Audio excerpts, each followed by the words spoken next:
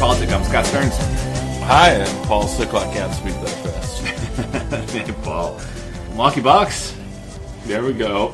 Boston can't play that fast. I guess not. Well, Paul Pierce can't predict that fast. yeah, Bucks are up 3-1 after losing the first game.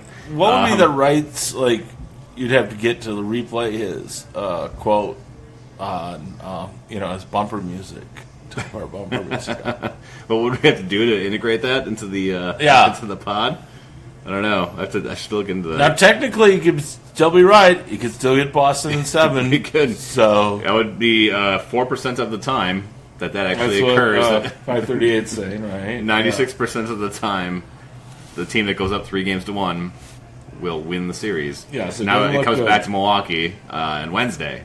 You think that by the time this thing goes up, we'll be celebrating our trip to the Eastern Conference Finals? Well, that's the hope. That's the hope. It's a question whether Brogdon comes back or not. I don't think. You're up 3-1. I don't think there's a reason to rush the return of Brogdon at this point. I think you kind of hold him. You kind of hold him back, and then keep him. You want him to get healthy for the next round because you want him in the final. Mm-hmm. So why push it if you've been successful so far without his help? Yeah. So that makes sense. So the first headline on 538, Scott, is how CNN's Town Hall Industrial Complex is shaping the race. Yeah. I did see that. Yep. So that means that most media is talking about the Democratic primary right now. Well, a lot of it is. Well, they are. There's a lot of oxygen being... There's other topics. There's Trump's nuttiness every day. Well, that's not really a topic so much. It's a Democratic horse. It's a static thing. There's a Democratic horse race. There's a disputed actual horse race in Louisville that occurred this weekend called the Kentucky Derby. Yeah, which I didn't actually even watch it. I heard about it after the fact. I saw the highlights, and I still don't get exactly what happened. But you mentioned earlier what's kind of disturbing is Trump's approval rating has been had a little bit soaring, of an uptick. shall we say, according to 538. Well, let's not get ahead of ourselves. It's up to 43%. Would you call that soaring? I mean, it was a lot lower. Okay, how low? It was like 40. I mean, it's within margin of error. It ebbs and flows. I mean, you have Rasmussen that has him at like 50, Gallup has him at 46. The theory is that margin of error Harris has him at 47. The margin of error becomes pretty small when you compare multiple polls because that margin error, it's not like it multiplies. It's like upon itself, or it does in a way that actually diminishes the error. So if you have a point, like a 4% margin of error, that's 0.04%, and then you multiply it by the next one, that's a 4% margin of error, which is 0.04 times 0.04, which then brings you to even 0.1600%. I mean, you see what I'm saying? It becomes a lower and lower error the more polls you bring into it. 538, I think, has them at 42.7 when you average the polls. Right, I said 43. Yeah, so I mean, it's a surge. It's not a fucking surge. If it was the other way around, I mean, they had them at 52.4 disapprove, 42.7 approve. If it was flipped, I would be a little more panicky. On February 1st, it was 39.5, and today it's 42.7. There's been a significant increase. There's been an uptick in the last when you look at the pretty little line on the graph. Yes. What do we attribute that to? I don't know, other than Mueller report, other than it's of a slow time in politics. I think it's probably. I think you're probably spot on there in terms of the people that are Trump supporters who maybe were lacking enthusiasm now that the cheerleading is happening more on their side. In terms of, that's the argument, right? That how it's portrayed by our Attorney General is not substantive, given the fact that Mueller wrote a letter saying that's not exactly what we said in the report, how you're portraying it. Which that's why they brought in Bill Barr to begin with, because he was going to spin this thing to the advantage of the president. Well, initially, Trump didn't get a bounce from the Mueller report, but now he has, partly because that's still mostly what we talk about in the media. Mm-hmm. The other thing is, I think you're starting to see the Democratic candidates get a lot more press. Therefore, they start to criticize each other, which tends to reduce their viewpoint. It's all about positioning, right? So, like the question now amongst the candidates, amongst the field, is, where are you on impeachment, right? Like, Warren came out for impeachment, but did Beto or did Bernie or did Biden? Like that's kind of the burning issue of the day. Is like, where do you stand on tossing this guy out? Even if the House had the votes to impeach, it's not going anywhere. So there's the politics, and then there's the actual legislative exercise of accomplishing it. It doesn't make any sense whatsoever because it's never going to happen. It's going to die in the Senate. And so do you want to spend the next year actually focusing on this and giving the other side a reason to oppose you and to pump up their base? Or do you want to focus on the campaign at hand? So, and I agree with that. And not only that, but in the broad scheme of things, he's down 9.7 points, which is a little lower than he had been down, or a little closer than he had been before. Yeah. He's usually been down about, say, 10 to 12 points, maybe 15 on the odd day. Now he's under 10 again. But it's still, now I've been comparing him to Reagan a lot. Yes. Who rebounded. By this point in 83, in May of 1983, Reagan was almost even. And Trump's still down by a bit. So in the broad scheme of things, and you look at all these other all these other presidential polls, and there's a lot. A surge would be a stretch. Trump has been underwater.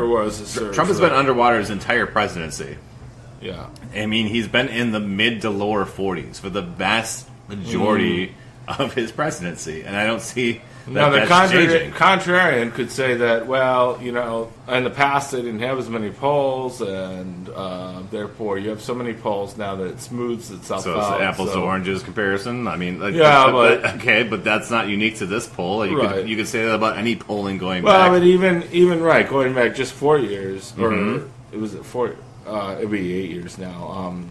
The Obama at this point in his term was plus 6.3. Yeah. And then he won re-election by about a similar pretty handily. About the same, by about 4 points, but he was up plus 6 points. Yeah. And Trump's still negative 9.7, which, is significantly below where Obama was at this point. He's way below where Bush was at this point, even though Bush actually got a lot closer later in the game. He's significantly below where Bill Clinton was, who won re-election. Way below Bush Sr., who actually lost re-election to Clinton. And he was, for a while, ahead of where Reagan was at this point, but now he's below where Reagan was. So the other... the closest one, actually, who's most consistent would be Carter. Probably, and he's about where Carter was. So the other headline I noticed on 538 today was the cable news is covering Biden as much as every other Democratic candidate combined, which is probably not that surprising, given that he just announced formally within the past few weeks that he's running. Former vice president for 8 years. Recent controversy. Yeah, I mean he has very high name recognition. I get all of that, but whether or not that carries on in the weeks and months ahead, I guess will be something to watch. But I mean, you sent me some very interesting poll numbers about his support and where it's coming from. I mean, one of the things that I saw was a good breakdown between white voters in the Democratic primary and non-white voters. Among white voters, Biden was ahead of Sanders 2-1. You had Biden at 29%, Sanders at 15%, Buttigieg at 10%. And then among non-white voters, it was Biden at 50% to 14%, so 3-1. I mean, that's more than 3-1. That's a huge number. So he's running actually quite a bit stronger among non-white Democrats than he is among white Democrats. Biden, and that's obviously a lot of that is tied to his legacy being Obama's vice Interestingly, president. Harris actually gets really low numbers. And what's also interesting is that Booker doesn't register at all. Mm-hmm.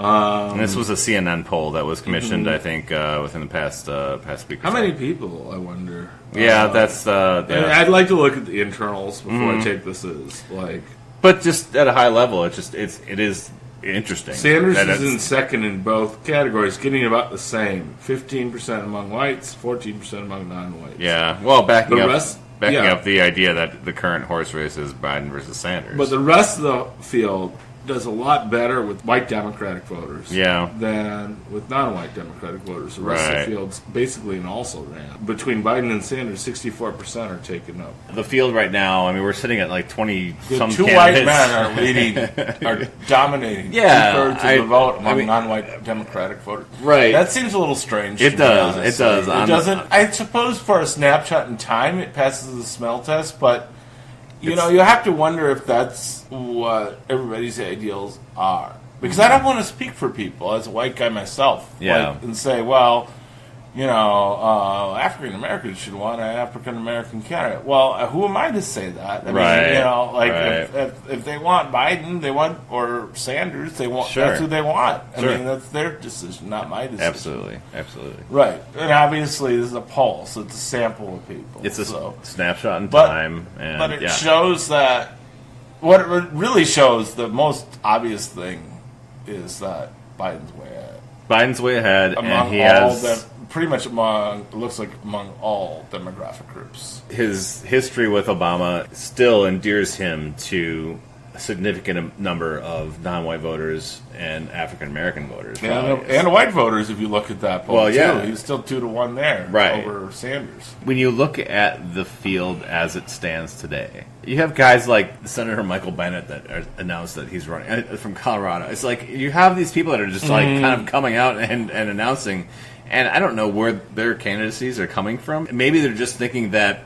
they're going to find their moment, and that will allow them to be like a dark horse. Otherwise, why would they be running? Because it's already a crowded field. Well, the Wisconsin governor's race was a little like that. It was. From the get-go, like Tony Evers was the favorite because he had won that election handily. Didn't know that. I mean, you did this podcast a year ago. Yeah. I mean, you started to get me to say, it's between Malin, Calda, and Tony. Right. Which is actually what it wound up being. And even then, it was a runaway for Tony. And now, I would say Malin and Caldo were second and third. And now, I would say it's a Biden, Bernie, Harris race. Biden being the Tony. Probably. Then again, Wisconsin is about a microcosm of America. Yes. All of this is bad politics, so we think we're the center of the world. Well, we will be in about a year and some months when the convention. Politically, we're in a pretty central spot. Yes, you need Michigan, Wisconsin, Pennsylvania, like that has to happen, and then hopefully you build on that, and you can take in Arizona, and you assume like maybe a New Hampshire, right, and maybe a Georgia or Florida, right? Maybe you steal one, right? I mean, something unexpected. The Democratic leadership, Florida, it feels like we could take any time. But it feels like the Democrats don't run a good campaign. Well, it feels like Ohio and Florida just feel like the same these days, right? In terms of but I mean, Ohio, I think ideologically has really drifted more to the right, whereas I don't see it as much in Florida. I mean, Florida's still a very diverse state. It's sort of like a who comes out to vote kind of state. And whereas Ohio, it seems more like it's actually turned pretty red because on the northern and western side, you got Indiana, and they're kind of like the country, Ohio, farm, and then you go southeastern, you get into coal country in Appalachia, which is and in between, West you got Virginia. In between, you have the three C's, the big cities, Cleveland, Columbus, and Cincinnati. They're getting more liberal, but Cincinnati's still pretty conservative. Cleveland and Columbus, but I mean, like basically, if you add it up, right, you got 5 main hubs there in Ohio. You got the west and northwest. You got the southeast Appalachia. Those are 2 pretty Republican areas. And you got Cincinnati, Greater Cincinnati, which still leans Republican, and then you got Cleveland going Democrat.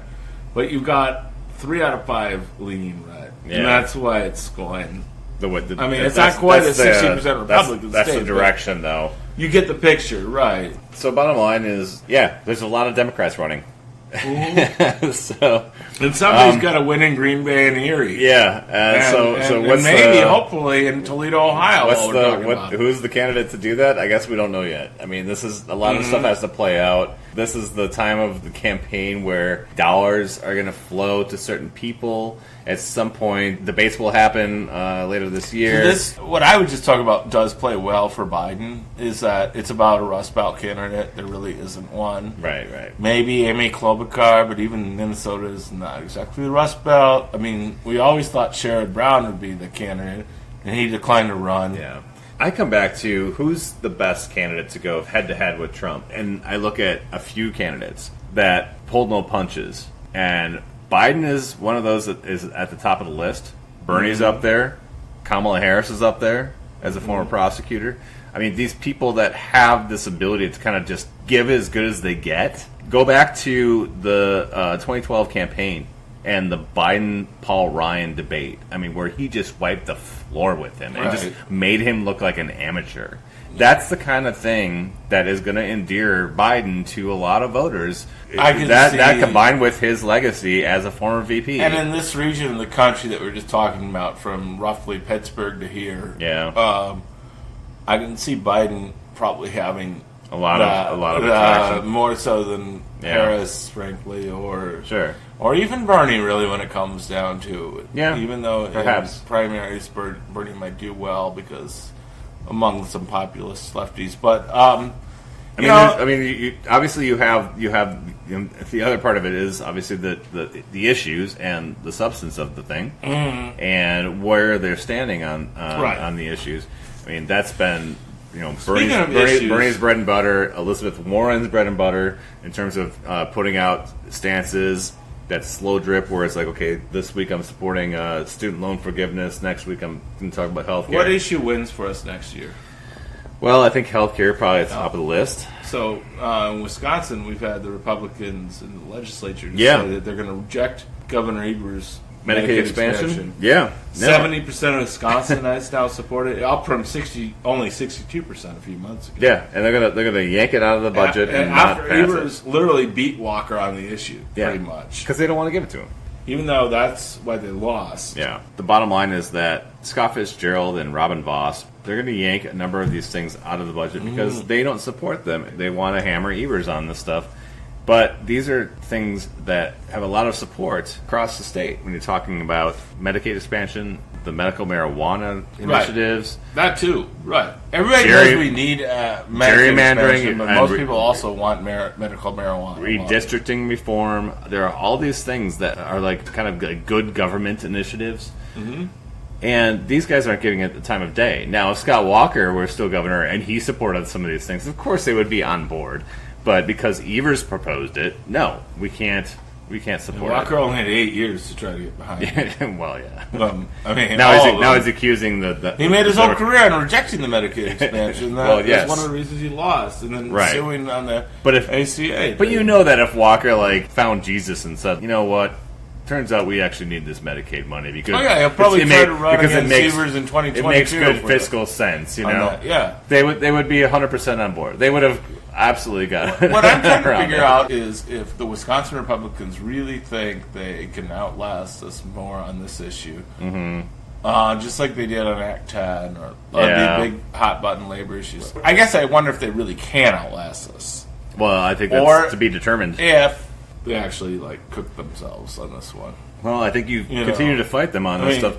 I mean, when you look at it, seems like they're really out of touch with reality. Well, right, to me, exactly, and that's why they're depending on the fact that their districts are secure in terms of the lines. Yeah, but when you talk about a 70% push on this, if the next election becomes about that issue, well, then the gerrymanders might lose some strength. They get diluted a little bit.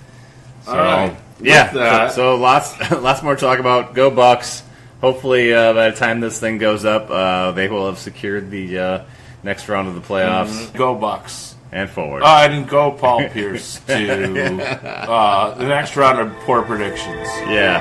Forward, folks.